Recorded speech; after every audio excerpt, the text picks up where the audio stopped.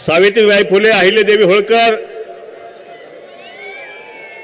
यांच्या प्रतिमेला अभिवादन करून आज अहमदनगर नव्हे तर अहिल्यानगरमध्ये जमलेल्या महाएल्गार मेळाव्यास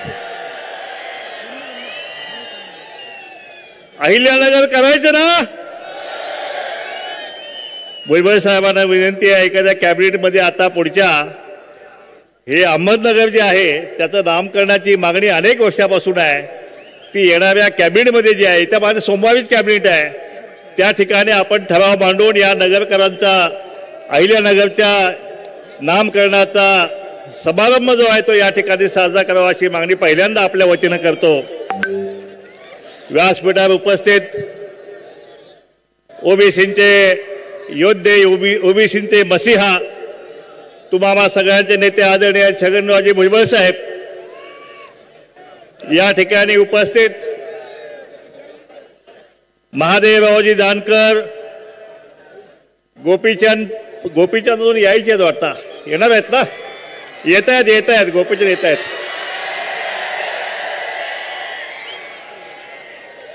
कल्याणरावजी दळे, लक्ष्मणजी हाके, या ठिकाणी आगरी कोळी समाजाचे नेते आदरणीय जेडी तांडेलजी,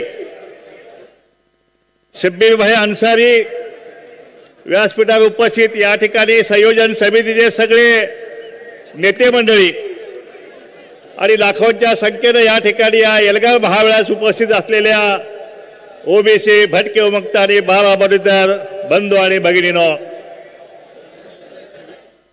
जरांगेंच्या उपोषण सुटलं आणि गुलाल पडला। तुम्हाला माहित नाही हा तिसरा गुलाल होता। पहिला गुलाल राणे समितीने मराठा समाजाला आरक्षण देण्याची शिफारस केली आणि ती महाराष्ट्र सरकारनं मान्य केली, कॅबिनेट निर्णय झाला आणि या महाराष्ट्रातील तमाम मराठा समाजानं गुलाल उधळला। दुसरा गुलाल देवेंद्र फडणवीस साहेबांनी या महाराष्ट्रातील मराठा समाजाची मागणी नसताना सुद्धा त्यांना मागासवर्गीय ठरवलं, गायकवाड कमिशनचा बोगस अहवाल घेतला आणि विधानसभेमध्ये बिल पास केलं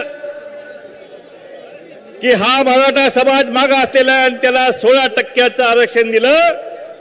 त्यावेळी या महाराष्ट्रातल्या मराठा समाजानं दुसऱ्यांदा गुलाल उधळला। आता या शिंदे सरकारने 27 जानेवारीला आणखी एक बोगस आरक्षण त्यांना दिलं आणि या मराठा समाजाने तिसऱ्यांदा गुलाल उधळला। अजून किती वेळा खोटा गुलाल तुम्ही उधळून घेणार आहे? आता 2024चा रणसंग्राम समोर आहे। 2024च्या या निवडणुकीच्या रणसंग्रामामध्ये या महाराष्ट्राच्या विधानसभेवर ते ओबीसींचा झेंडा फडकणार आहे आणि त्या ठिकाणी खरा खुरा आमचा भंडारा जो आहे तो संपूर्ण महाराष्ट्रावर उधळणार आहे आणि पुन्हा कधीही तुम्हाला गुलाल उधळण्याची संधी या महाराष्ट्रामध्ये मिळणार नाही। हा ओबीसी समाज मिळवू देणार नाही। या ठिकाणी आता पुढचा गुलाल तुम्ही विसरा, जो गुलाल तुम्ही उधळला त्या गुलाल झटकण्याचं काम आता मराठा समाजाचे नेतेच करायला लागलेले आहेत। त्या ठिकाणी प्रवीण गायकवाड म्हणते ते फसवा आयोग आहे, फसवा आरक्षण आहे, बाकी सगळे नेते म्हणते की ते फसवा आयोग आहे। त्या ठिकाणी काल राज ठाकरेंनी काय तर म्हणले की अहो गुलाल उधळला मग पुन्हा आणि कशाला आरक्षण करताय, कशाला उपोषण करताय, किती वेळा आरक्षण तुम्हाला द्यायचं आहे? म्हणजे या ठिकाणी महाराष्ट्र सरकारने जरांगेची फसवणूक केली की मराठा समाजाची फसवणूक केली हे आता महाराष्ट्र सरकारने सांगण्याची गरज आहे। या ठिकाणी आता सर्वेक्षण सुरू आहे। आत्ताच कोणी सांगितलं की बंगला असला तरी झोपडं सांगायचं, फोर व्हीलर असलं तरी सांगायचं, काहीच नाही सांगायचं, सरकारी नोकरी असली म्हणून तरी सुद्धा सांगायचं की मी मोलमजुरीला जातोय. असा खोटा सर्वे जो आहे, बोगस सर्वे सुरू आहे. भुजबळ साहेबांना माझी विनंती आहे, सर्वेक्षण जरी खोटं असलं तरी आधार कार्ड नंबर खरा दिलेला आहे. पट्ट्यानं तुम्ही आधार कार्ड खरा नंबर दिलेला आहे आणि त्या आधार कार्डाला तुमचा बँक अकाउंट नंबर लिंक मोदींनी केलेला आहे. केलेलं आहे ना, आधार कार्ड सगळ्यांचं लिंक झालं ना. मग आता एखाद्याने खोटं सांगितलं तर बँक अकाउंट मध्ये माहिती मिळणारच आहे ना. मग ज्यांनी ज्यांनी खोटी माहिती दिली त्यांच्यावरती कारवाई जी आहे ती कारवाई या ठिकाणी झाली गेली पाहिजे. ज्या अधिकाऱ्यांनी खोटी माहिती दिली त्या अधिकाऱ्यांच्यावर सुद्धा खोटी माहिती दिल्याबद्दल त्याला शिक्षा ही झाली गेली पाहिजे. महाराष्ट्र शासनाने असा निर्णय जो आहे तो निर्णय भुजबळ साहेब आपण कॅबिनेटमध्ये करून घ्यावा अशी माझी विनंती तमाम ओबीसी समाजाच्या वतीने आहे. या ठिकाणी काल परवा कोणतरी संजय गायकवाड नावाच्या आमदारानं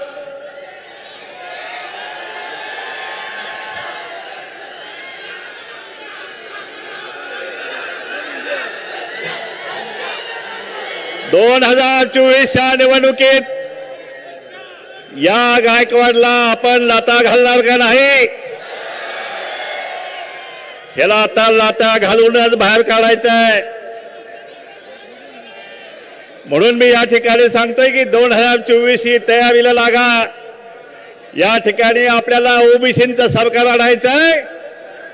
ओबीसी मुख्यमंत्री आणि बहुजन सरकार. कळलं का मी काय म्हणतो ते? सरकार पण बहुजनांचं आणि मुख्यमंत्री सुद्धा बहुजनांचाच आणि तोही ओबीसींचाच करायचा आहे. आणि म्हणून गावागावामध्ये कामाला लागा. आतापर्यंत आपण यांचे राजे आपल्या मतपेटीतून बाहेर काढले, आपली अक्षम्य चूक झाली. पण आता 2024 या निवडणुकीमध्ये त्या मतपेटीतून आता आपला राजा आपल्याला बाहेर काढावा लागणार आहे. नाहीतर आतापर्यंत ह्यांच्या घरात मूळ जन्मलं तरी आमदार म्हणून जन्मायचं, खासदार म्हणून जन्मायचं. मागे गोपीचंद मागायचं म्हणायचं सांगलीमध्ये, कुणी आमदार घ्या आणि कुणी खासदार घ्या. आणि आमच्या ओबीसीच्या घरात एखादं बाळ जन्मलं तर तो हमाल होणार. कुणी हमाल घ्या, कुणी वीटभट्टी कामगार घ्या, कुणी बेलदारे घ्या, कुणी सुतारे घ्या. असला सगळा विषय चालला होता. पण आता हे सगळं थांबलं पाहिजे.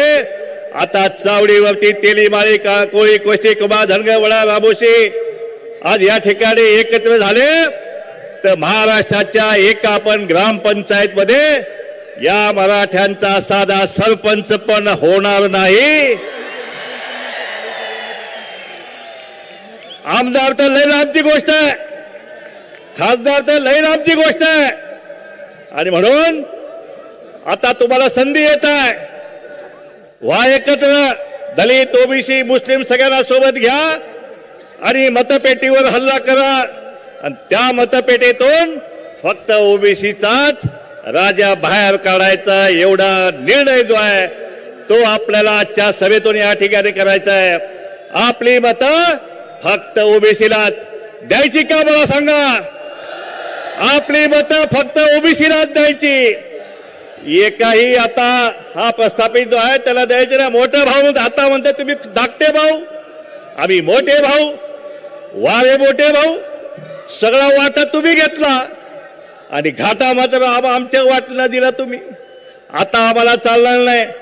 अहो मुख्यमंत्रीपद तुम्ही घेतलं, मंत्रीपद तुम्ही घेतलं, आमदारके तुमच्या, खासदारका तुमच्या, बँका तुमच्या, सहकारी बँका तुमच्या, सूतगिरण्या तुमच्या, हायस्कूल तुमचे, कॉलेज तुमचे, सगळं तुमचं. मग तुम्ही धाकटा भाऊन आमच्या वाट्याला तुम्ही काय दिलं? जरांगे तुम्ही जरा या छोट्या भावाला समजून सांगा की आम्ही तुमच्या वाट्याला हे दिलं. अरे काय आमच्या वाट्याला आलं? या ठिकाणी वंजारी समाज मोठ्या समाजाने या ठिकाणी आलेला आहे. त्यांच्या हातातला ऊसतोडीचा कोयता आता दुसरी पिढी या ठिकाणी ऊसतोडी करत आहे. या ठिकाणी हमालांची तिसरी पिढी आली. बेलदार असेल, रामूश असतील, आज या ठिकाणी राजे उमाजी नाईकांची आज पुण्यतिथी आहे. त्या ठिकाणी त्यांच्या प्रतिमेला आपण सगळ्यांनी अभिवादन आजच्या सभेमध्ये करायचं आहे. आणि त्या ठिकाणी रामोशी समाजानं सुद्धा सांगितलं की त्या ठिकाणी स्वातंत्र्य मिळवण्यासाठी उमाजी नाईकांना त्या ठिकाणी झाडावर त्यांना फाशी दिली. 3 दिवस त्यांचा मृतदेह लटकत ठेवला होता ब्रिटिशांनी, पण कुणी सुद्धा काढायची हिंमत केली नव्हती. अशा प्रकारे हे स्वातंत्र्य मिळवण्यासाठी या सगळ्या रामोशी समाजाने सुद्धा रक्त सांडलेलं आहे. या ठिकाणी स्वराज्यासाठी होता जीवा म्हणून वाचला शिवा, पण या ठिकाणी जीवा महाले उमाजी नाईक यांच्या पिढ्यांना या स्वातंत्र्यामध्ये या स्वराज्यामध्ये काय मिळालं आम्हाला हे या सत्तेनं या जरांगीने या सगळ्या छोट्या भावाला सांगावं. म्हणून आता मी निर्णय केलेला आहे, आता आमचा वाटा तुम्हाला आणि तुमचा वाटा आम्हाला. आता तुम्हाला ऊसतोडी करायची पाळी आल्याशिवाय राहणार नाही महाराष्ट्रामध्ये. कारण आता सगळे कारखाने आता आमचे होणार आहेत, कारण तिथं सुद्धा 60% ओबीसी आहे. त्या ठिकाणी सगळे मेंबर सभासद हे सगळे आपले होणार आहेत. त्यामुळे सुटगिरण्या कारखाने हे सगळं सुद्धा आपल्या वाट्याला या ठिकाणी येणार आहे. म्हणून माझी विनंती आपल्याला, आता एक पण निवडणूक सोडायची नाही, सगळ्या निवडणुका आपणच जिंकायच्या आहेत. एकात सुद्धा आता सांगतात की राजकीय आरक्षण गेलं, राजकीय आरक्षण गेलं, कुठे गेलं? एक सुद्धा पंचायत समिती सदस्य आणि एक सुद्धा जिल्हा परिषद सदस्य आता ह्यांचा आपल्याला होऊ द्यायचा नाही. झाला तर तो फक्त ओबीसी आणि दलितांचाच होईल. या ठिकाणी एकाला सुद्धा आपण आता येऊ द्यायचं नाही. माझी विनंती आपल्याला की या ठिकाणी